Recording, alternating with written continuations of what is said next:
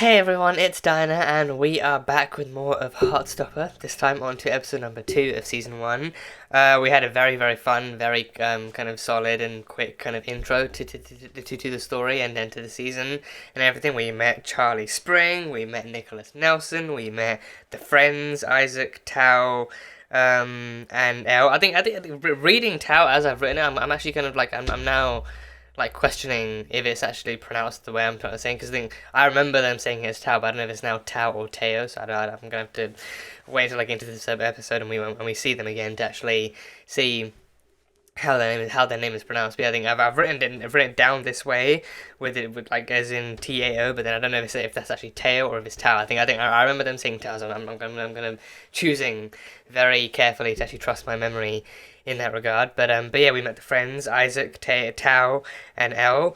Elle had also just transitioned, so then she actually also transitioned herself to an all-girls school instead of the kind of all-boys school that she used to be at and everything. So she's not having the best introductory time, but I think it's maybe somewhat safe to assume that she's still like in that kind of like beginning phase where it's like like it's like a really kind of lonely start, and then over time she's gonna start making friends, and then hopefully things will be a bit better for her and everything. So there's that, and then Tao, of course, is missing Elle and still buying her favorite drinks and everything at break, and still missing her. So that's what it is. That's that. And yeah, I think Charlie.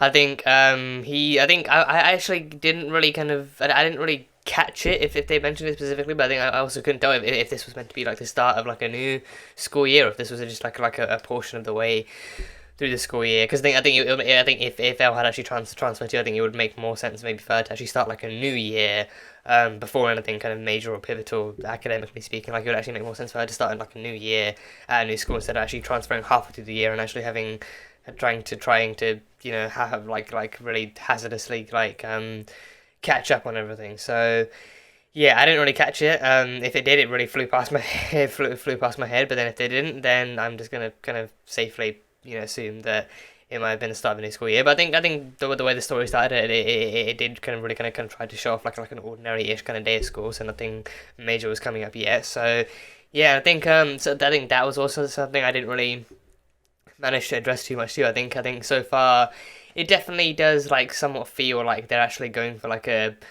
slightly more relatable kind of high school representation thing too. Because I think like nowadays a lot of different kind of teen dramas like definitely don't really kind of showcase school as like a that much of like a highlighted kind of section of a teenager's life, when in reality it's the complete opposite thing. Like academically it's some of the most complicated and most stressful years of like a teenager's life and everything. So I think with this one it definitely kind of like with this one being set within like a school too. I think similar to sex education too. Very, very similar to sex education.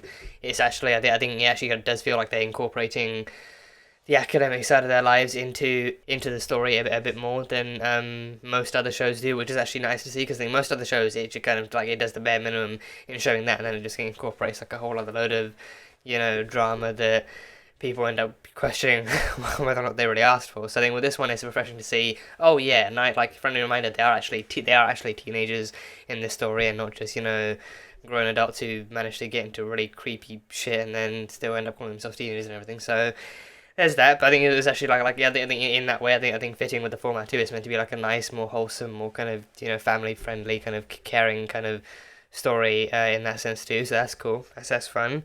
But yeah, we met Charlie, and then we also met Nicholas Nelson too, the boy he's actually sat next to. I think in form when I think Charlie's in year 8 or 9, and I think they mentioned that Nicholas was in year 11. So apparently form. I think form. I think what it is like. I definitely do kind of recognize that kind of like gathering time between students in their kind of like homerooms and forms and everything. So I think I definitely do recognize that concept. But I think the one thing that actually could like kind of surprised me was actually having students of different year groups in the same form too. I think that one was actually kind of surprising to me. Like I think I've never heard that happening in real life in any other schools. But then I think the fact that they actually chose to do that for this too kind of felt very kind of different and everything. So that kind of caught me off guard. But regardless, I mean, without that we probably wouldn't have this, because they're in different year groups. So I guess it worked out for the it worked out for the better. So Yeah.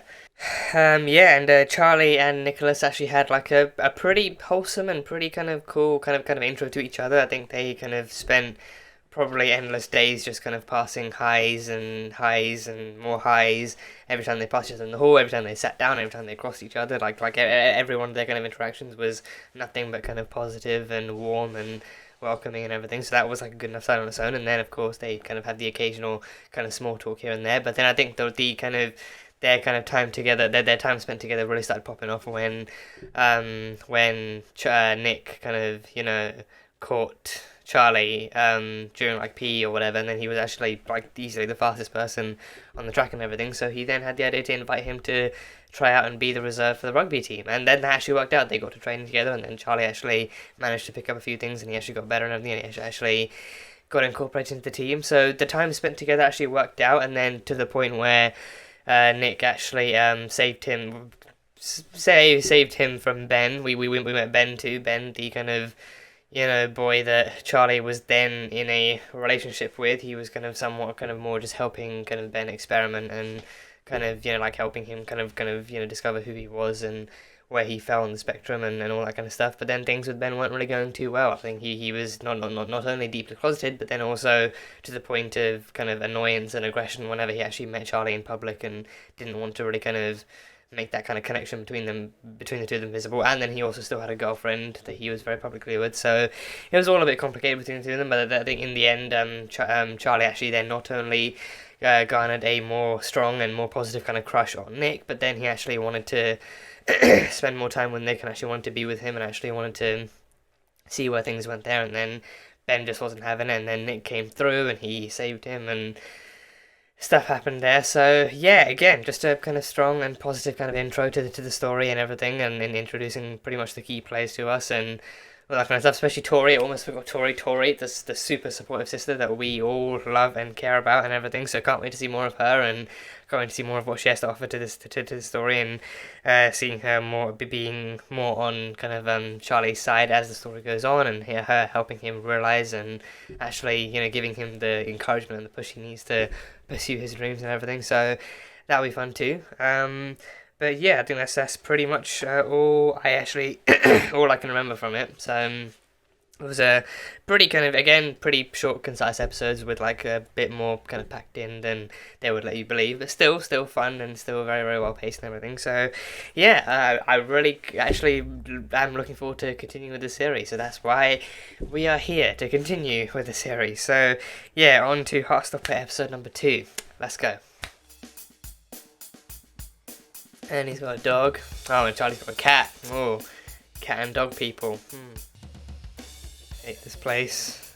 Is that the school? Or... oh, it's the school gym. It's the gym section. Oh no. Oh, is this from the bullying that happened last year? Oh gosh, that was part of the bullying, or at least parts of the bullying that actually happened last year. Then, are you feeling okay? Oh, this is a lock screen say gay panic. Oh jeez, oh Charlie, oh. That's what it feels every time he looks at Nick.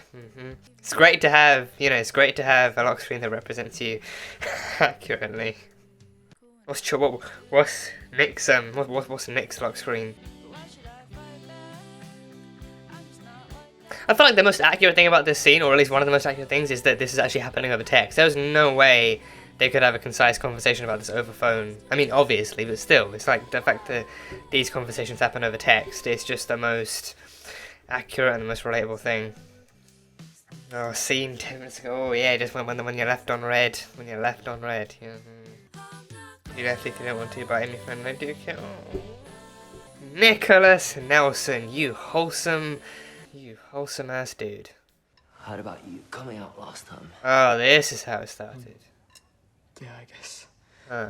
It sort of just got found out. Oh, was he outed? To know. Oh no, Charlie.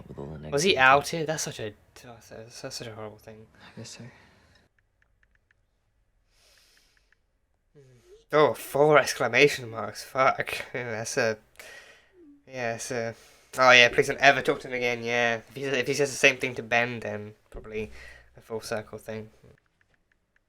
Thank you for your sports stream. Oh god, is he actually gonna send it? Are you actually gonna? Oh damn! Oh jeez.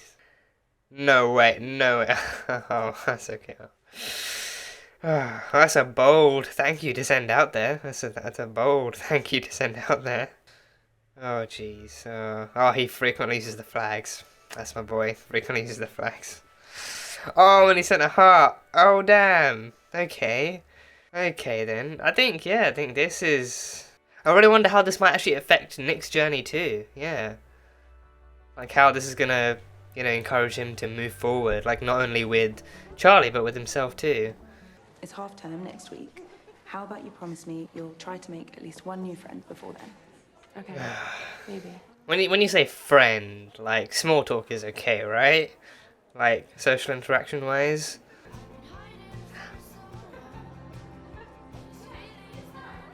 Oh, girl in red. Freaking girl in red.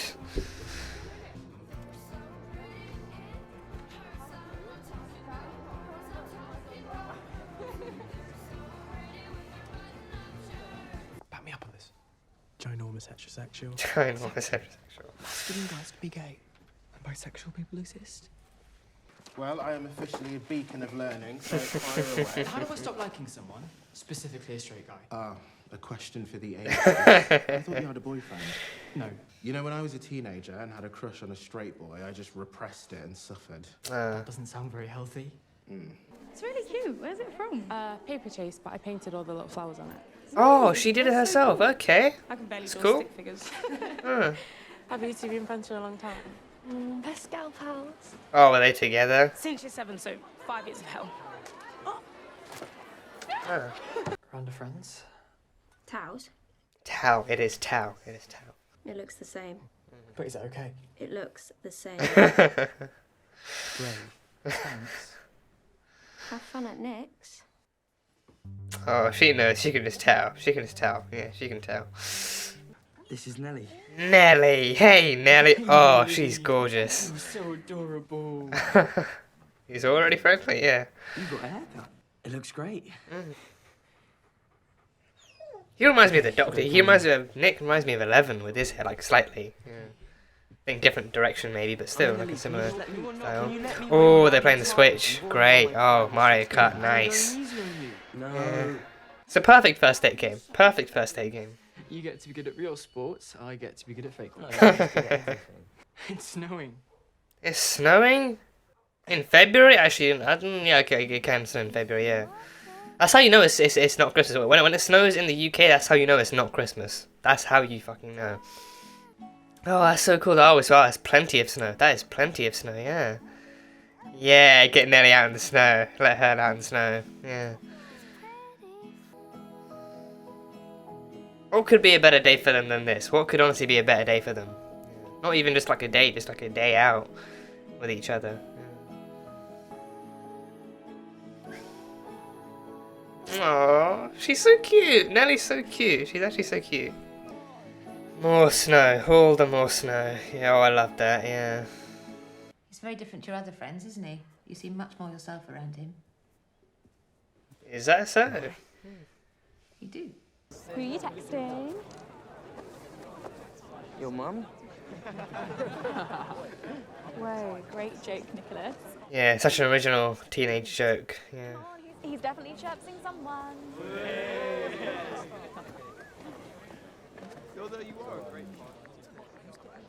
Oh no. God damn it. We're doing well. Don't pretend you have any idea you know what's going on. Which end are we supposed to be getting the ball to? Oh god. Yeah. I mean, usually you see them, like, you know, unless they're stupid, they usually want to score in their own post. Yeah. There's just been all these little moments of the past couple of weeks and during the half term. Like, we've been hanging out non-stop and he's been acting a little bit flirty sometimes. Obviously, like, I'm not getting my hopes up. But Oh, that's good. That's Just important. maybe That's a chance. yeah, that's important. he's in love with a girl. What girl? Which girl? Wait, who is it? Is it that girl that talked to him? And he said that Nick's single, but he's super interested in this girl from the girls' school. Oh, from the girls' school. Her name's Tara Jones. Oh shit, Tara! Elle's new friend! Wow, okay, that changes the game just a little bit. Tara, wow, it's a good thing we introduced her in this episode, huh? So we know exactly who that is. Oh. It's an unfortunate fact of life. But we don't know if she actually likes Nick back. She spends a lot of time with Darcy too. Who knows what's going on there? You might as well give up right now. He's the straightest person I have ever seen. Oh gosh. And I don't know Tara that Oh well. gosh. I can't just go up to her and ask her who she fancies. I'm too busy being the cool, mysterious new girl who everyone wants to hang out with. I'm fine. Oh, everyone wants to hug Elle. Tao? Tao. Come on. There we go. There we go. No. Look at that. Look at them. Look at them. Everyone gets into pairs. Oh gosh. Why? Why would you do this to a person? Get into pairs. Get into groups. Especially on a new person. Can we be a group of 3? Yeah, come. Just that one. Oh, yes, Yeah. please. Just the one group of 3 that's allowed. The very unique trio. Yeah. Oui, j'ai une petite amie. I think saying une makes it feminine, so you'd be saying you have a girlfriend. Oh, what? Yeah. Vous avez un petit ami. Non, je n'ai pas un petit ami. What? Dude. It's true. I know. Alright, let's move away from the boyfriend questions. Sorry, I'm definitely straight. Oh god, now his visions are clouded by the dark side of the Force. Fuck. Oh god. What's up? Do you want to come round my house? I knew. You just said it in your head. I just said it in my head. Hi. Oh? I was just admiring Tara's hands. Must be very nice hands. Are you two, like, dating? I'm like 80% sure they are. Don't tell anyone, okay? Only a few of our friends know, but I think you're officially part of the inner circle. Well, that's great. That's great. Tara and Darcy. So proof that, you know, Nick is completely pretty available for Charlie too. You've befriended the school lesbians. Hey, that's really not a bad beginning for Elle. That's really not a bad beginning for Elle. Yeah. That's great, Tara and Darcy. That's great, yeah. I mean, again, it was 80%, you know, positive. It was 80% kind of positive, at least. So, yeah.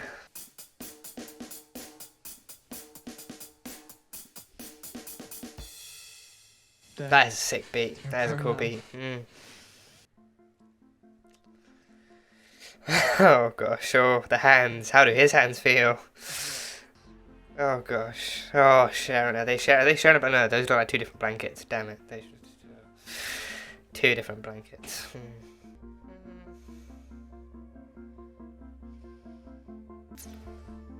Oh. Oh, open hand and open palm. What you gonna do?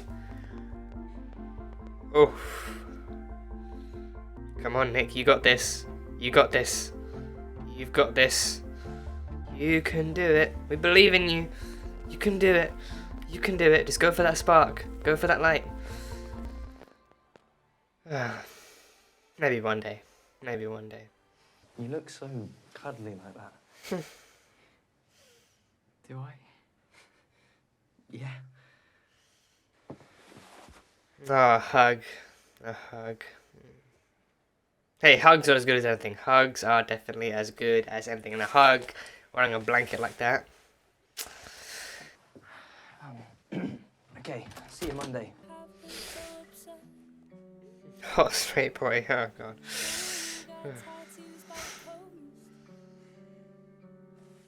No, Elle can confirm it. Elle, come on. Jump on the group chat and confirm it. Yeah. Wow, so many photos. So many photos. That is a gallery chock full of photos.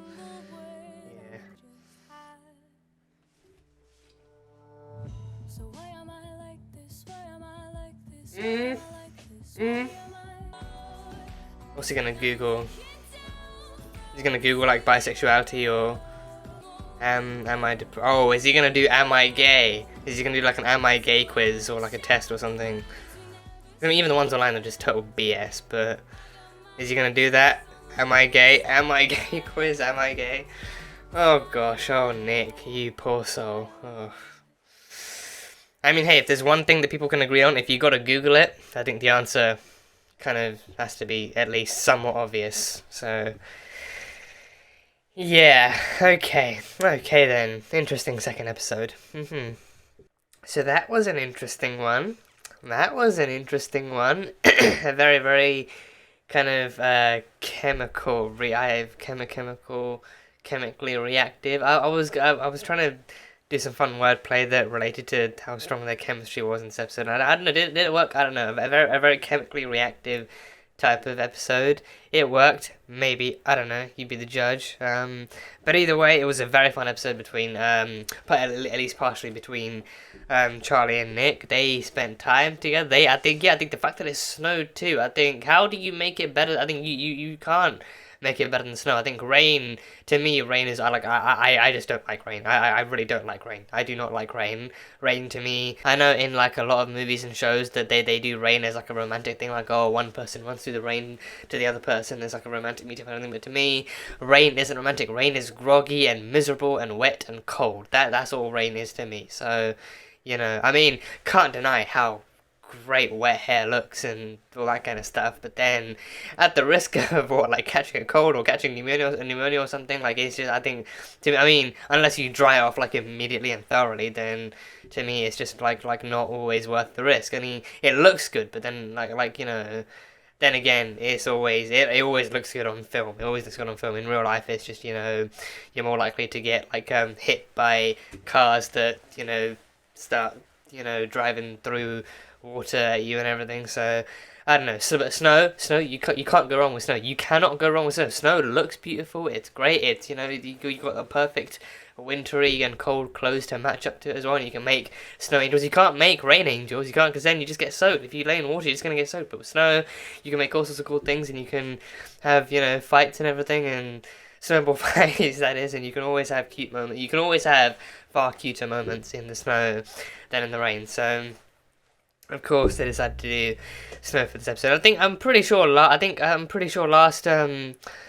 episode they mentioned it was like February or something. Because I think Charlie showed signs of being cold. So I think I'm pretty sure like last episode they mentioned it was February. So I think it is so much more accurate for it to not only snow in the UK, like for it to snow in the UK, like 2 months after Christmas. Because again, I think, you know, again, like commonly snow is associated with the actual winter kind of month and season of December, and also like as a result more commonly associated with like Christmas. Something like, oh, if it's Christmas, it snows. Not in this fucking country. Not in the UK. In the UK, when it snows, that's how you know it's not Christmas. That's how you know Christmas. It's not only not Christmas, but also the Christmas has probably most likely passed. So, yeah, February or maybe like late January, maybe mid-February. That's when, if you're lucky, you might get snow. I really don't think we actually got snow here this Christmas. Definitely not this Christmas. I think even afterwards. I think back in January, February. I'm pretty sure we did not get snow. I'm pretty sure. I think it was cold as fuck and, you know, bitingly cold. But pretty sure snow wasn't a thing. Pretty sure the snow.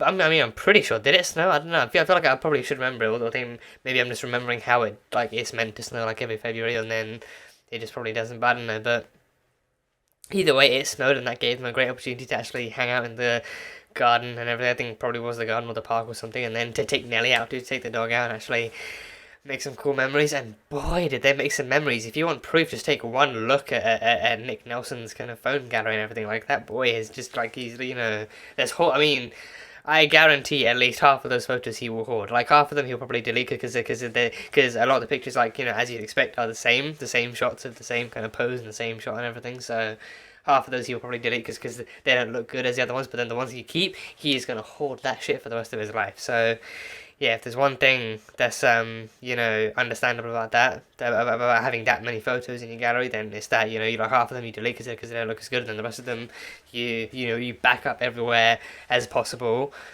safely and securely and everything, just to make sure you don't lose it. But then yeah, you hoard them for the rest of your life, because you never know when you might want to open up and look at them. So yeah, and also those photos were just really great. Those photos were really cute and really adorable and really great and everything. Like a picture of him with Charlie, with Nelly being the best dog ever. Just Nelly just being happy as all heck, just being there frolicking about in the snow with their two humans, with their two human buddies and everything. And Nelly just being really happy to be out and about in the snow and everything. Just being the best dog, just being the absolute best dog. So yeah, that was fun. But yeah, I think the kind of episode that I think what I do kind of love is that, you know, I think they definitely did kind of go to show that, like, you know, I think Charlie kind of still being kind of like him being concerned, like, you know, oh, is Nick at the very least interested in boys, like him having to remind his friends, like his friends are just kind of on the kind of high hill of actually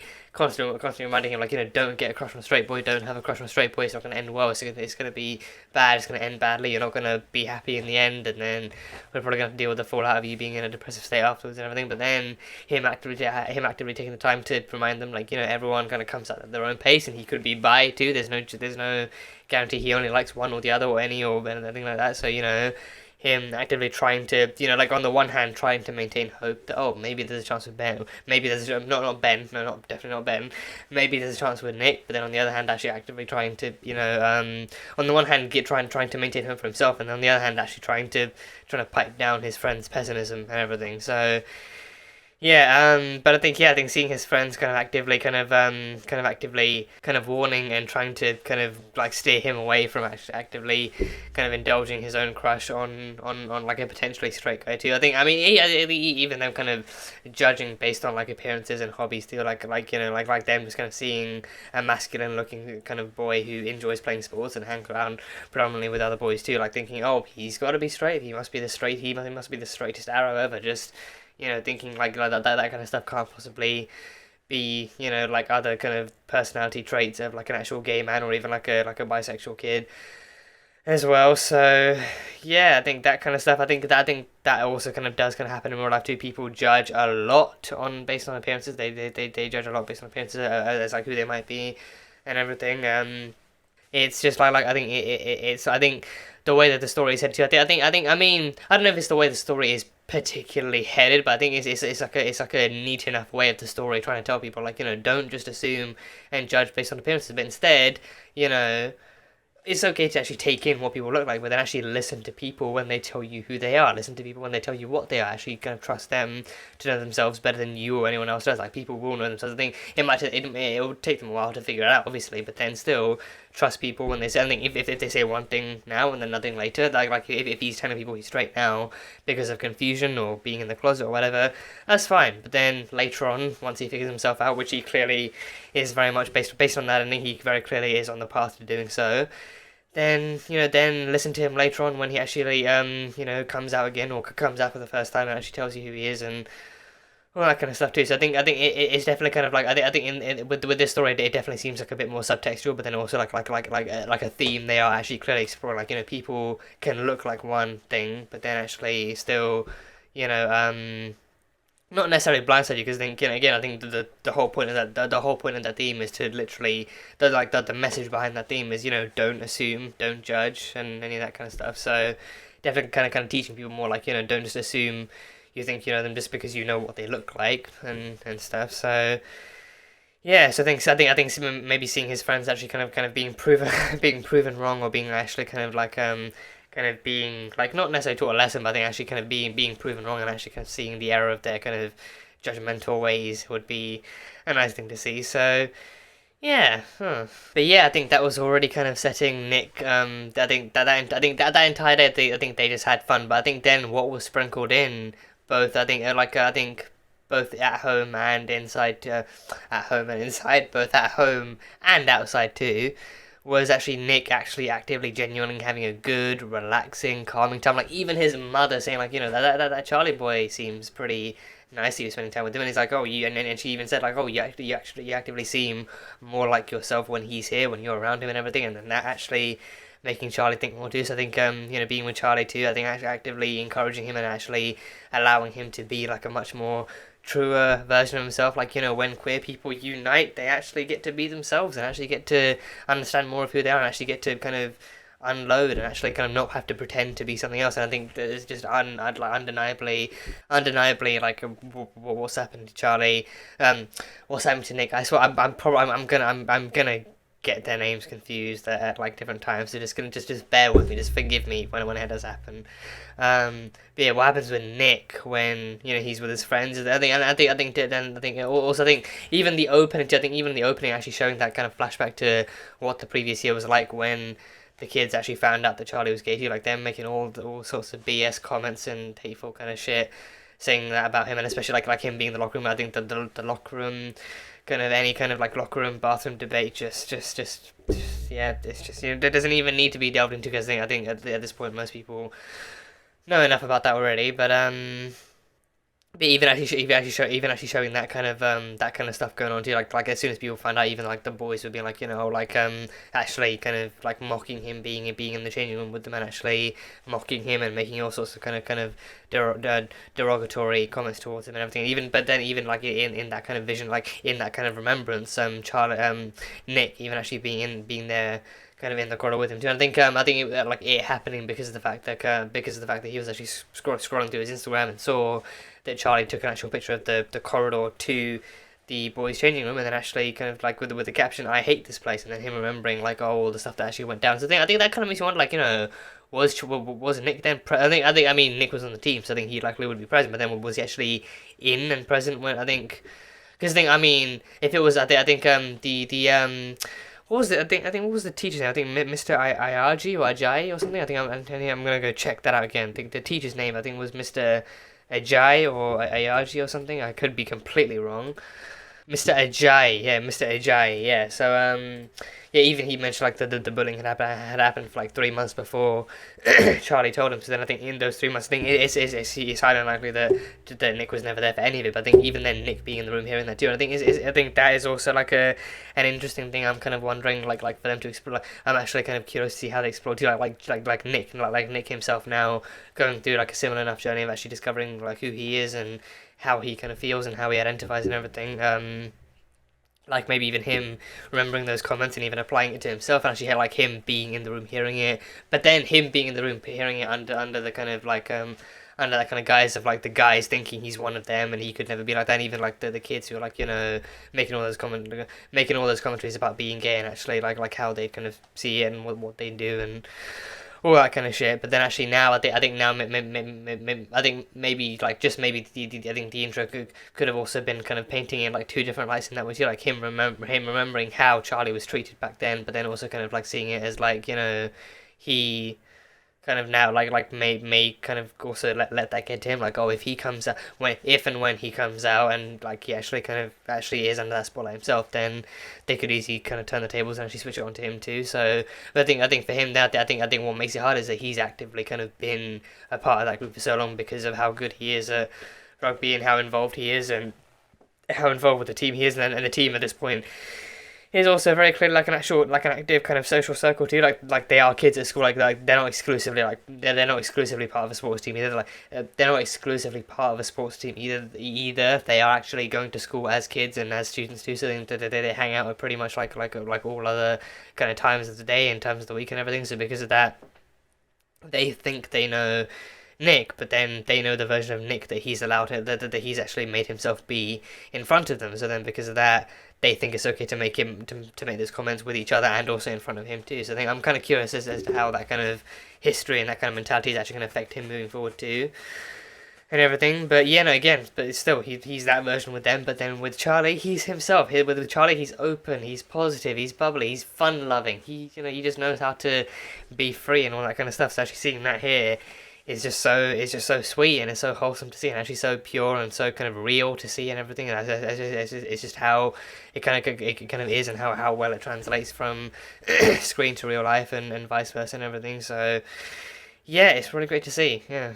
But then, of course, yeah, I think that like those little moments, that thing, especially like him going in for the hug too, like not knowing really how to say goodbye, but then him just still managing to actually go for a hug. But then how close he got with the hands, like him so badly wanting to hold Charlie's hand and actually trying like a few times, just hovering above the hand. Like even I think the animation style in this too, I think especially with this being what it is, being like a graphic novel originally, I think I'm kind of like I'm definitely kind of thinking, like that they are definitely incorporating like a few art styles from the comics from the graphic novels themselves, and actually incorporating that kind of like that style of like editing and that style of framing and that style of actual kind of like visual kind of art and everything, and them actually using the sparks whenever like he tries to go for the whole he goes for the hand hold, like the sparks come in and they're getting ready to ignite and blow up and have fireworks. I mean, pretty sure when they first hold hands that's what's going to happen. It's just going to blow up into literal fireworks, and it's going to be like a whole kind of celebration type thing with confetti and all that kind of stuff. So and then maybe when they have their first kiss, then that will be like an even bigger, like a fanfare type thing. So who knows? I think it's all about the build up, right? It's all about the build up. So it's gonna look great once it finally does happen. So yeah, that's great. But then of course, like that, have like all those different moments sprinkled in, led up to the final scene of him finally going on his computer and actually doing the thing that all too many queer teenagers actually know about doing, which is the "Am I gay?" quiz. I mean, probably straight people actually know about that too. I think straight people probably do it. I mean, in this kind of culture, straight people probably do it as like an actual kind of prank amongst themselves and friends, especially like in that kind of group too. It'd be like a whole thing like, oh, do the gay test. I'm just gonna show you're like however % gay or straight or whatever. So straight people probably do it. Just like, I mean, I think straight people. I mean, nowadays straight people probably do it like just like to see what they are and actually see like what kind of answer it does gives them. But I think again, also needless to say, these tests really never actually work. I think I've never really heard. I think I've only ever heard of people taking it after they know what they are, because then they can see how right or wrong the test is. But then even when it's actually being taken by someone who's genuinely questioning, they almost always say like, oh, it either gave me the right answer to start off with, but then I actually realized later I was something else, and then or like it actually kind of gave me an answer I actually didn't agree with at all when I knew I was something else. I think the test is almost never right, and then even when it is, it's only taken by people who actually already know what they are and who they are and actually already comfortable within their identities and everything. So these tests, I think a lot of the time, I think these tests are also never intended to really be anything serious, and it's usually it's probably just like an online prank or something, and then other times it's just like a really meaningless quiz made up by all these different tabloids and all these different websites that are just kind of putting together all these random arbitrary kind of factors and stuff and being like, oh, you like this or you do this as a kid, guess what, you're gay now. So that's just how it works. So yes, I'm actually worried I'm kind of worried about what he actually might find on there, because I think the quiz thing did come up on the auto search thing on the Google thing. So if he actually does come across a quiz, just don't take it too seriously. Don't fall into that trap or actually think you have to be something just because the internet kind of gave you that kind of an answer. I mean again it could very easily give him like, I think I mean if it does percentages, obviously that stuff's just kind of pointless to use, but then it could easily kind of give him an answer like, oh, maybe you're bi, maybe you're pan, maybe something else, just questioning, and it just kind of gives you free reign to be whoever you want and everything. So yeah, it can like fluctuation and stuff is very much like an actual common thing and very much a thing that happens over time. So yeah, and I think the fact that they're actually willing to explore that too, maybe like Charlie's the one who's gay and maybe he's bi and stuff, like him actually exploring that side too. So maybe actually part of him does go either way or anyway or something. So I think that them actually exploring that, like not trying to make it like an actual cut and dry kind of thing and everything, actually trying to show him going through some kind of state of actual kind of fluidity or whatever, it is actually kind of really kind of heartwarming to see, and them actually kind of like offering him all sorts of different parts and actually also offering him like all sorts of choices and everything is really good to see. So yeah, I mean I'm curious to actually to know where we're gonna pick up from in the next episode, like if we're gonna see what he saw, like he googled "Am I gay?" like quiz came up in the actual auto thing, but then he googled "Am I gay?" so then if we're lucky, then that might just mean he gets linked. He finds links to all sorts of different articles and all sorts of different pages, actually kind of telling him what it means to be this, what it means to be that, and how how much people can actually differentiate or even fluctuate between different labels and different definitions, and offering him actual information. Like instead of taking a quiz that's probably not going to lead him anywhere useful, like him actually actually putting in a question that's actually that broad and that kind of simple could actually hopefully lead him to some other kind of actual kind of article, or actual kind of informational kind of site that could actually kind of give him the accurate information that he actually needs and everything. So Yeah, I think it's also I think it's also like a very similar thing that actually happened with Love Victor too. I think Victor actually took like a similar kind of thing. Like he actually like Google like a similar thing, and again, and like he actually actively showed him finding all sorts of different pages on all sorts of different kind of gender stuff and sexual orientation stuff and all that kind of thing. So again, it's a wide, I don't want to be too stereotypical with the rainbow stuff, but it's like a wide rainbow kind of spectrum that can land you anywhere and anywhere and everywhere and everything. So yeah, a lot of different people find out a lot of different things about themselves, and I am very curious to know exactly what kind of journey this is going to lead Nick on. So yeah, and then of course I think maybe like even when he actually opens up to Charlie about this, Charlie can actually help him figure it out too. I think that would be a really beautiful thing to see. Maybe if he like even if he does know by the end, then he still opens up to Charlie, and then Charlie kind of still helps him figure out even more along the way. Like I think that would be a really great thing to see, and I think not even in just an experimental way, maybe actually like helping him find out if it like whether or not he actually wants to use labels, what labels to use, and like different definitions, different like kind of like helping him kind of like actually understand any experiences he's had in the past, or any experiences he actually wants to have in the future and everything. So really curious to know exactly how in depth this kind of story might go.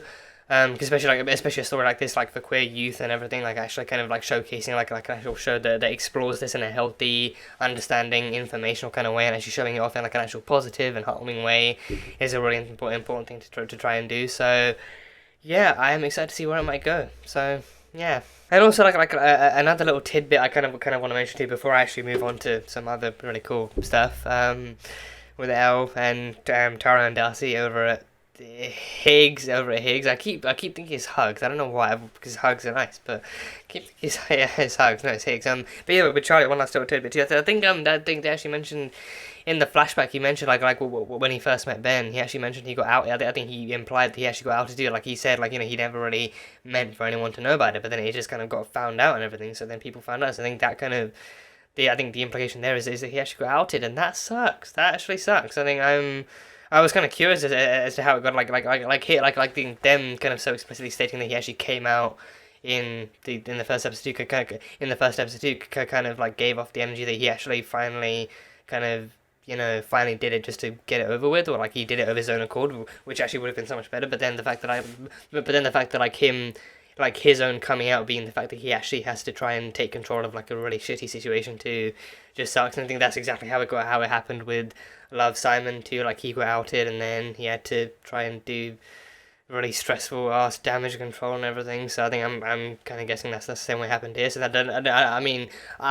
don't like if understandably that would be like a really traumatic kind of thing for him to go through. So I think if that is like a super stressful and super kind of anxiety-inducing kind of story, then that I'm not like I don't actively want them to go into it if it's going to be really kind of hard to kind of go through and digest and everything as like an actual kind of story. But if they do it, then I guess then they do, and then we just kind of like watch how it goes down and just kind of watch how he tries to handle everything. But yeah, I think him actually having to go through that just to kind of in the end, like that being how he comes out is like it's still like a really shitty. It is still like a really shitty thing too. So yeah, that sucked. But then then we got like an equally awesome thing with Elle over at Higgs and everything. So that was cool. And then she's finally making friends. She is finally making some friends, making two friends, two very very cool friends, Tara and Darcy, who are, as they put it so eloquently, just the best of gal pals, just the best of friends, just the absolute best of gal pals and everything. I love that they actually led with that. I actually love that they actually led with that. And by the end of it, that's when we find out, they actually are together. They actually are legitimate girlfriends. They are dating and holding hands and everything. So that's cool. That's fun. So that's cool. And I think just glad Elle's finally making friends. So I think they're definitely gonna given her situation, given her who she is now and how she's actually going about life now, it's definitely kind of understandable that she'd have like a lot of trouble and a lot more kind of anxiety making friends at this new school and everything. So it's good to see she's actually being given like a positive, more kind of wholesome, more kind of understanding start. And even Tara actively approaching her and actually trying to make her feel more comfortable and actually trying to make that connection herself too was really cool to see. So that was fun. And Tara just welcoming her in open-heartedly, like with no questions and no doubts whatsoever, was really cool to see, so that's fun. But yeah, I think Tara and Darcy are pretty much the friendly neighborhood lesbians at the school too. I think them just kind of befriending Elle so easily, because it was really kind of cool and nice to see, and them actively kind of taking her in to their little friend group. But I think they did pretty much mention like an inner circle and like a few other friends who actually know that they're dating too, which is cool. So yeah, hopefully we get to meet the rest of them, and then hopefully Elle gets to meet the rest of them and actually befriend them too, and hopefully nothing goes wrong or bad at the school. So hopefully just like a nice clean slate for Elle, where she gets to make some new friends and make some nice wholesome kind of friendly connections with the other girls, and gets to actually add some girls into her kind of social life and maybe her love life if that's something she wants to.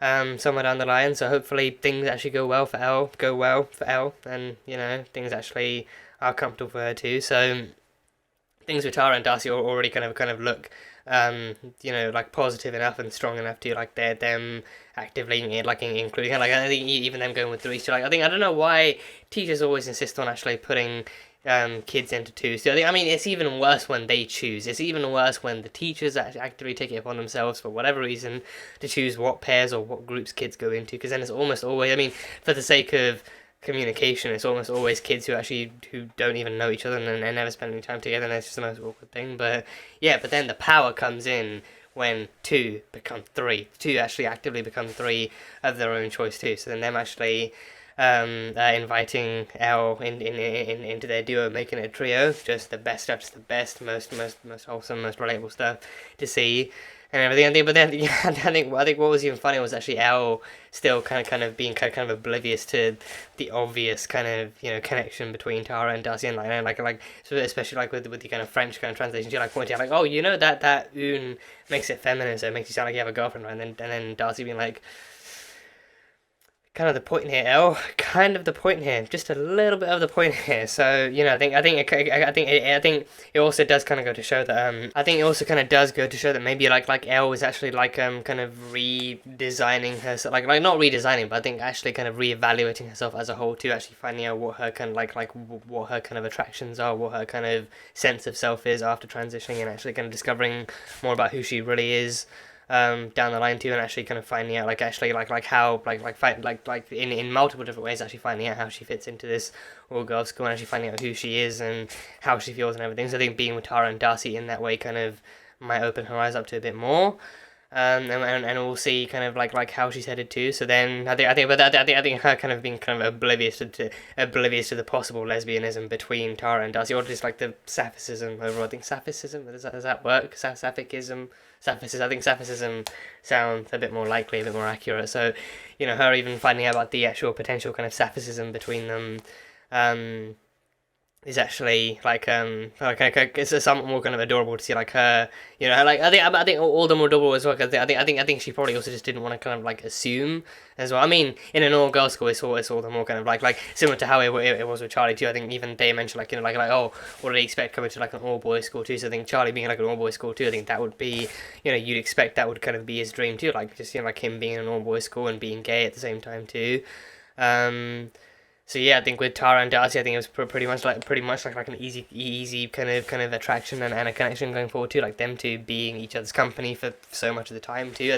I mean again, later on down the line we actually might meet more of Tara and Darcy's friends and see what they're like too. But I think for the sake of this introduction, seeing them spending so much time together and actually kind of being that close with each other, the vibes, the energy was there, the connection was easy enough to see, which is why I kind of kept sticking with that kind of 80% kind of thing. I don't know if that number was too specific or if it was too kind of obvious or whatever. I think 80% seemed, like a kind of decent enough kind of number to use. So I think 80 just kind of felt okay. 90, I think I wanted to say 90, but then still I think maybe just like that also kind of seemed presumptuous too.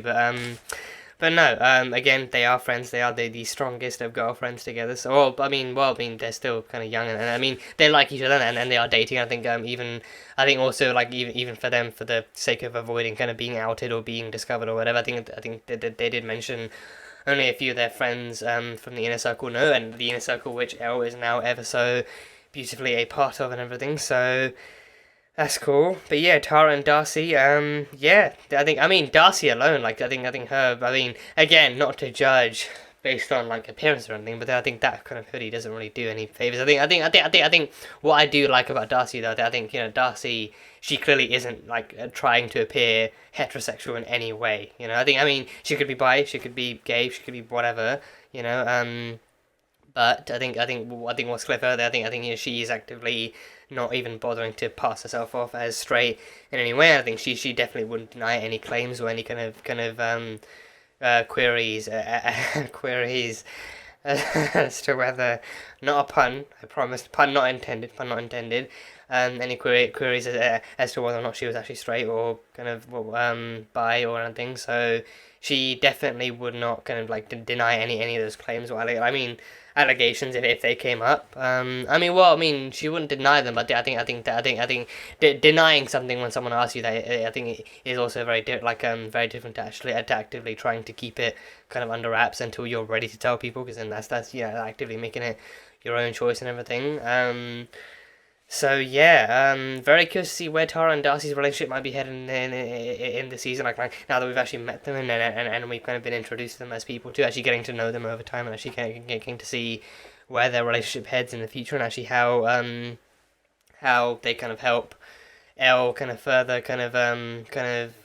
adapt to this new school, and actually, especially because I think that they did actually reference that she actually moved here in the middle of year 11. So I think year 11 too, like that is just like exams on the horizon, and pretty much like the end of that kind of section of education and everything. It's just that just sounds nightmarish. So having to move to a new school, dealing with the transition, dealing with the transfer of a new school, and dealing with, you know, new social circles and everything. God bless Elle. Just hope she actually manages to find her way through that hot mess of a kind of, you know, social life and like teenagehood and everything. So yeah, hopefully. But yeah, I mean, again, she has Tara and Darcy by her side, so things can only look positive. Things can only look up, and they should only look up. So yeah, but yeah, Tara and Darcy, they're great. They're great. So yeah, and Elle seems to be in the right hands with them. So yeah, only a positive outlook. So yeah. So yeah, I mean, yeah, in terms of everything going on, I think it's just going to be cool to see how the story progresses, how exactly what Nick's kind of progression and continuation is like, and how like how much more he discovers about himself, how much more he discovers about what's actually out there. Because I think again the kind of current guise is that he's straight, but at least he's questioning. He's definitely questioning. So I think I can't help but kind of question what he already does know about like LGBTQ stuff, and like how much he already is aware of, how much he might know, like any kind of other kind of, you know, what's the word, like misconceptions he might have, and hopefully those get cleared up, and hopefully actually kind of gains a better understanding and everything. But it's gonna be cool to see how much more he discovers and learns, and how much more he learns about himself and everything. So that's gonna be really fun, and how much more like Charlie can help him understand about himself and in general too, and just seeing how their kind of relationship and their kind of friendship to relationship kind of grows and everything. Because I think that this definitely has like a friends to lovers kind of trope feel to it. So I think that is always really sweet and wholesome to see. So that's always really great. So seeing how Charlie and Nick develop, and how they kind of continue, and how they traverse the hell site that is high school, is going to be interesting to see. So that's going to be cool. And yeah, like seeing how Elle gets on at Higgs, and how she kind of traverses that whole kind of middle of the year kind of transfer, and how she kind of gets on making new friends and meeting more people, and hopefully that kind of social climate is still as wholesome and accepting and welcoming and everything, and seeing how she gets on with Tara and Darcy, and seeing how Tara and Darcy actually get on with each other, and how their kind of relationship kind of progresses, and where they can go from here, and how much further they can go, and hopefully reaching the point where they two within the story, like where they two can actually be open and public, and actually be more kind of comfortably visible with their relationship too. So yeah, it's all going to be fun to see. I am definitely enjoying this story so far. I can't wait to actually delve further into it. So I definitely get like actual bingeable, like binge-worthy kind of vibes from this. Like not just with it being a Netflix series. I think obviously it's formatted that way, but still, I definitely get like the kind of urge to just immediately click play on the next episode and see where it takes you and see what happens next and everything. So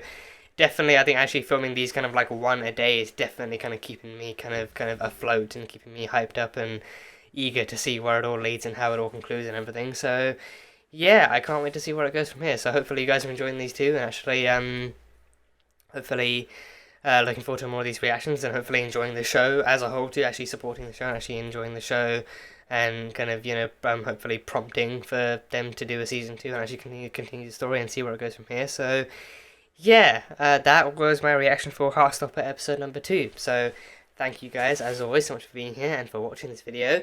If you guys enjoyed it, then feel free to leave a like and comment what your thoughts are on the episode and any kind of theories you have and any thoughts you have on the characters and the story so far and how you're enjoying it and what you're looking forward to and everything. Full length reaction, for those interested, will be over on Patreon, so you can go check that out over there. And yeah, for now, that is it. So until the next time, bye bye for now.